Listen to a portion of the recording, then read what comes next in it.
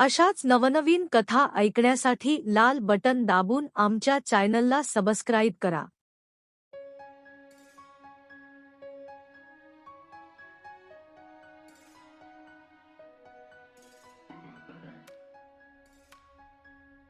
मग जिजूंनी माझी कपड्याची बॅग उचलली आणि मग मी पळत जाऊन घरची बेल वाजवली। मग पटकन दीदी बाहेर आली आणि तिने दरवाजा उघडला आणि मग आम्ही खूप खुश झालो। आणि मग मी घरी पोचून तिला मिठी मारली आणि मग ती म्हणाली की तू अंघोळ करून घे म्हणजे तुझा सर्व थकवा एकदम दूर होऊन जाईल। मग मी अंघोळ करायला गेले। जिजू तर माहित नाही खूप दमले होते, ते काही पण बोलता येताच पटकन झोपी गेले। मग मी अंघोळ करून फ्रेश झाले आणि मग मी आणि दीदीने एकत्र बसून नाश्ता केला आणि आम्ही दोघी बोलू लागलो। मग मी नाश्ता करून दीदीचे सर्व काम केले आणि ती पण मला मदत करीत होती। मग आम्ही मिळून घरची सर्व काही साफ सफाई केली। तेवढ्यात दुपार झाली आणि मी जेवण तयार करू लागले होते। तेव्हा मग दीदीने जिजू लाग उठवले की जेवण तयार होते आहे, आता तरी उठा। मग ते उठले आणि त्यांनी मला जेवण बनवताना पाहिले तर ते म्हणाले, अरे क्या बात है, रोमा तर आता मोठी झाली आहे, आता ती जेवण पण तयार करून घेते तर। मी हसले आणि म्हणाले, आणि काय तुम्ही मला काय समजता, मला काही येत नाही।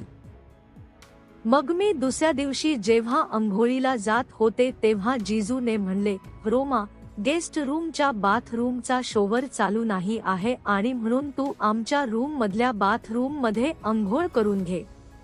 असे म्हणून ते ऑफिसला निघून गेले।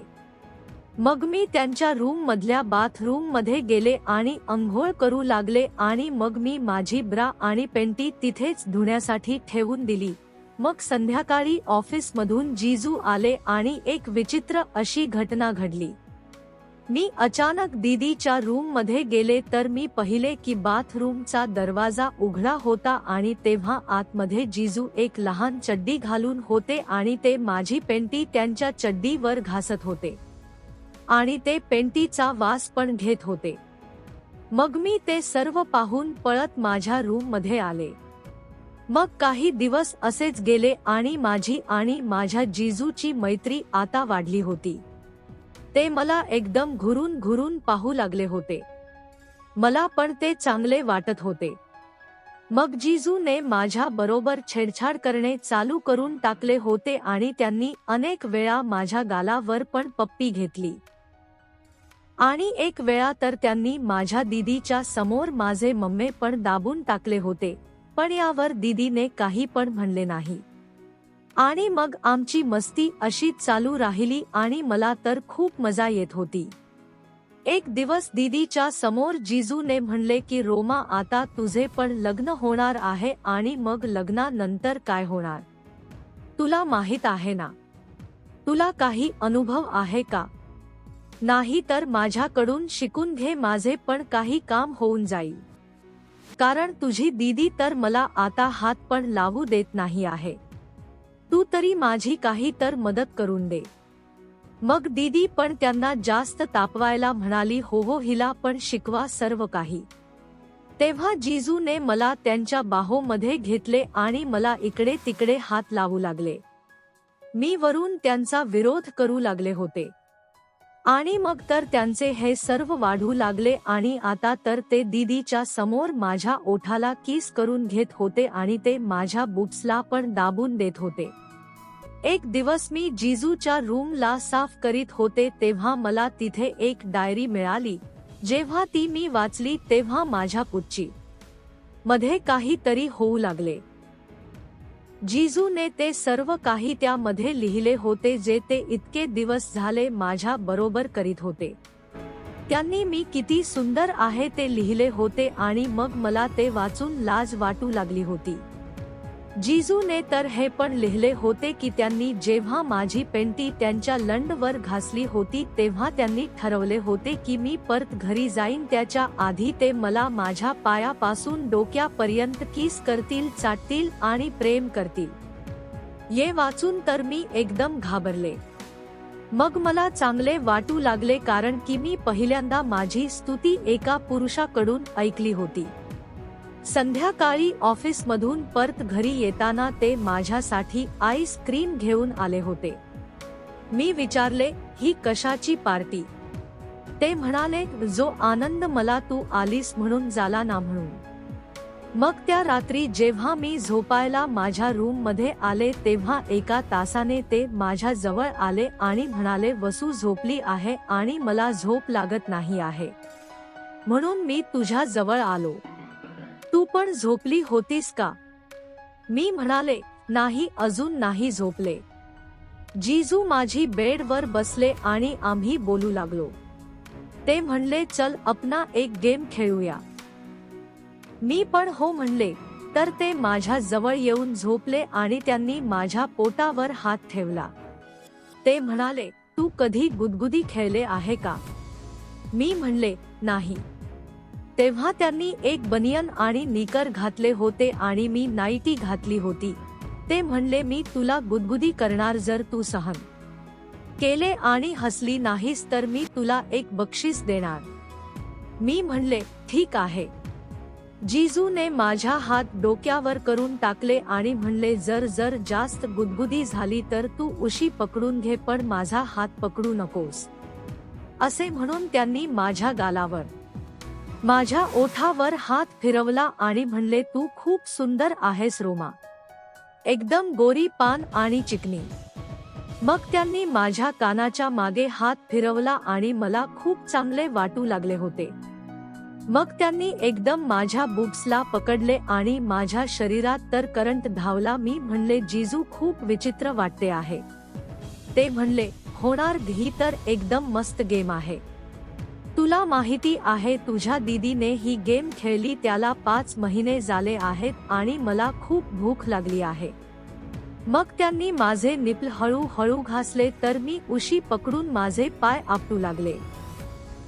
मग त्यांनी हळूच माझ्या बेंबीमध्ये त्यांचे बोट घातले आणि मला तर खूप मजा येऊ लागली होती. मग ते माझ्या पायाजवळ येऊन झोपले आणि माझ्या पायावर गुदगुदी करून मला किस करू लागले. तेव्हा मी माझ्या पुच्चीतून काहीतरी निघत आहे असा अनुभव केला आणि हे त्यांना सांगितले. तर ते म्हणाले, ही एकदम नॉर्मल गोष्ट आहे आणि याचा अर्थ आहे की तू माझ्याकडून जुळवून घ्यायला एकदम तयार आहेस. जीजूच्या तोंडून जुळवून हा शब्द ऐकून मी तर एकदम मदहोश होऊ लागले. मग त्यांनी त्यांची बनियन आणि चड्डी काढून टाकली. त्यांची मोठी मांडी आणि त्यांचे भरलेले शरीर पाहून मी एकदम हैराण झाले. मग ते माझ्या पायाच्या बाजूला आडवे पडले आणि त्यांनी माझी नाईटी वर पर्यंत उचलली होती आणि ती पोटावर एकत्र करून टाकली. मग माझ्या एकदम गोया गोया मांड्या पाहून ते एकदम खुश झाले आणि ते मला पोट भरून किस करू लागले आणि मला चाटू लागले. मग मी पण माझा हात पुढे करून त्याची चड्डी काढून टाकली आणि त्यांचा लंड हात मध्ये घेऊन त्याने खेळू लागले. तेव्हा त्यांनी माझी मांडी पकडली आणि पसरून टाकली आणि ते माझ्यावर येऊन बसले.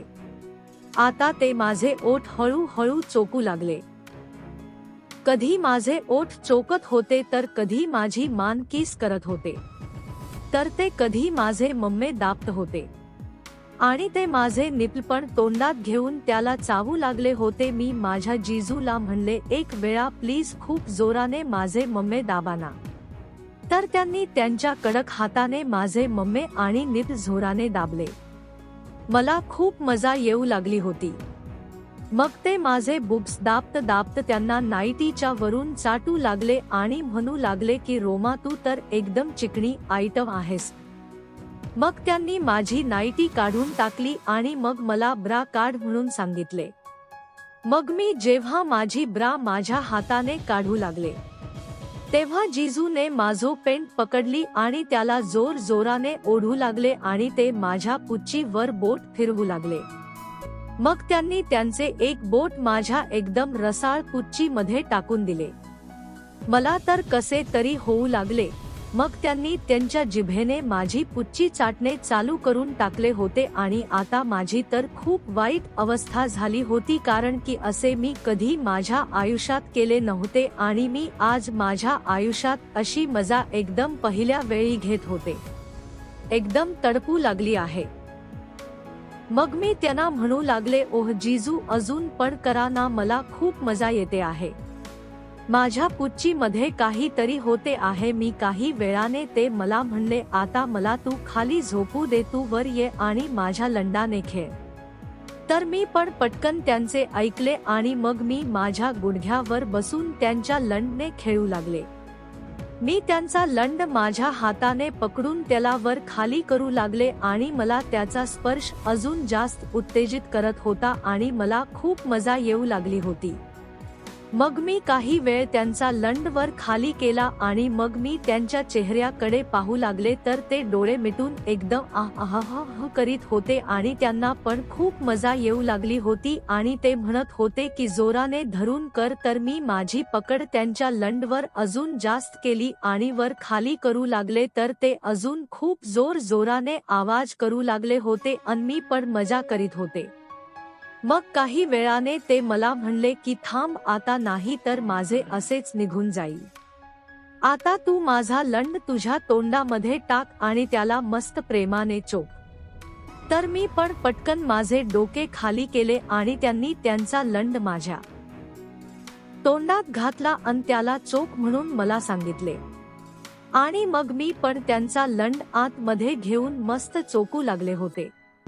मला आधी तरी कसे तरी वाटत होते, पण काही वेळाने मला पण मजा येऊ लागली आणि मग मी त्यांच्या लंडवर माझे धूक टाकून त्याला एकदम ओला करून आत बाहेर करू लागले आणि त्यांनी माझे डोक्याचे केस पकडून ठेवले होते आणि ते माझे डोके काही जास्त स्पीड मध्ये आत बाहेर करू लागले. तर मला आता उलटी सारखे वाटू लागले होते. तर मी त्यांचा हात धरला आणि म्हणले की भर करू नका, नाही तर मला उलटी होऊन जाईल. मग त्यांनी भर करणे थांबवले आणि मग मी खूप वेळ त्यांचा लंड चोकत होते. मला तो आता काही वेळाने खूप गोड वाटू लागला होता.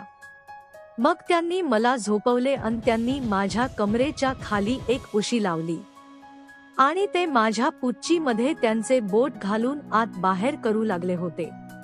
मी माझे पाय त्यांच्या कमरेवर पसरले आणि खूप जोराने ओरडले, जिजू प्लीज हळू करा ना, आल्हा खूप मजा येते आहे मला. मी माझे सर्व काही माझ्या जिजूवर टाकून देत होते आणि मला त्यांना एकदम खुश करून टाकायचे होते आणि ते पण मला खूप खुश करू लागले होते. जेव्हा माझी पुच्ची एकदम ओली झाली तेव्हा त्यांनी लंड माझ्या पुच्चीवर ठेवला. तर मला वाटले की कोणीतरी एकदम गरम सळी माझ्या पुच्चीवर ठेवली आहे. मी माझे डोळे बंद करून टाकले आणि मी मजा घेऊ लागले. त्यांनी हळूहळू धक्के मारणे चालू करून टाकले होते आणि ते त्यांचा लंड माझ्या पुच्ची मध्ये टाकू लागले होते.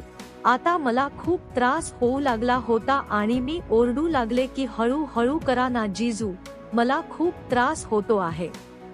पण ते कोठे माझे काही पण ऐकणार होते. त्यांच्या आतमध्ये आता जनावर जागे झाले होते.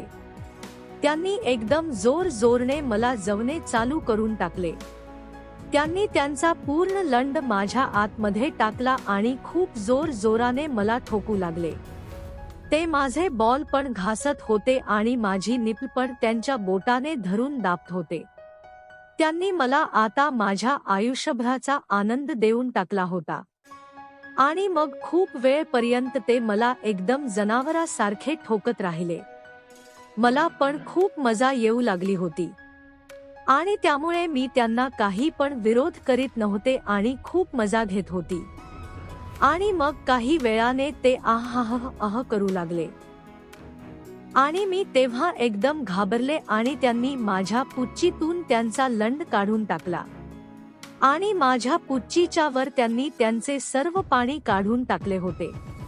आता आम्ही खूप दमून गेलो होतो आणि मग काही वेळ आराम करून आम्ही 69 पोझिशन मध्ये आलो. मी आता त्यांचा लहान झालेला लंड माझ्या तोंडात घेऊन चोकू लागले होते आणि जिजूने त्यांची चड्डी उचलली आणि मग ते माझी पुच्ची साफ करून त्याला चाटू लागले. गांडवर मारले आणि मी ओरडले आणि म्हणले, हे काय करत आहात जिजू? मारता का मला? काही वेळाने त्यांनी मला घोडी बनायला सांगितले, तर मी पण एकदम बनून गेले आणि तेव्हा त्यांनी एक खूप जोराने थप्पड माझ्या.